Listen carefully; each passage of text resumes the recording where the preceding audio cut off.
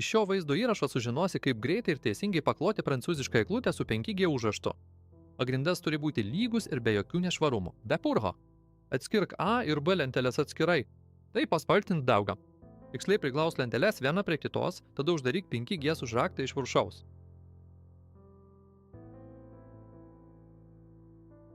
Toliau dėk lenteles tokiu pačiu būdu, įsitikindamas, kad galai idealiai sutampa.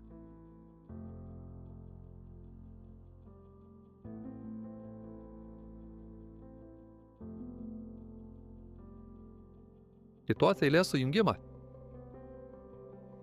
Klojant prancūzišką eglutę atgal, prisimink, kad pirmiausia reikia pridėti lentas per ilgesnę pusę, o tada atsargiai pridėti prie trumposios pusės, užsegant jas iš viršaus.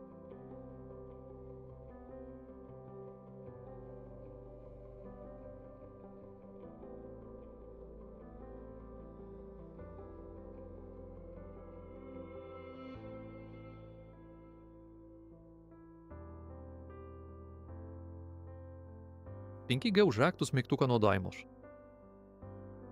Jei padarei klaidą arba nori išardyti grindis, įkiš mygtuką į 5G užraktą tarp lentų jungties. Tada pakelk lentą su viršutiniu užrakto kabliuku. Nenaudok jėgos ardinamas.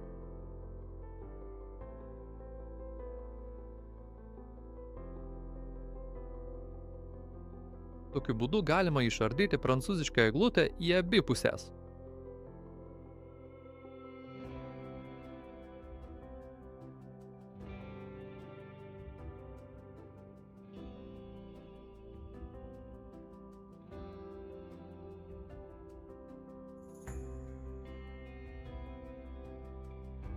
Prancūziškos eglutės klojimas agniau.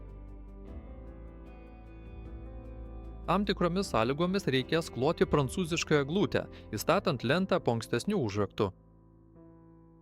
Tam atsargiai įstumk lentą po užraktu palai ilgesnį kraštą.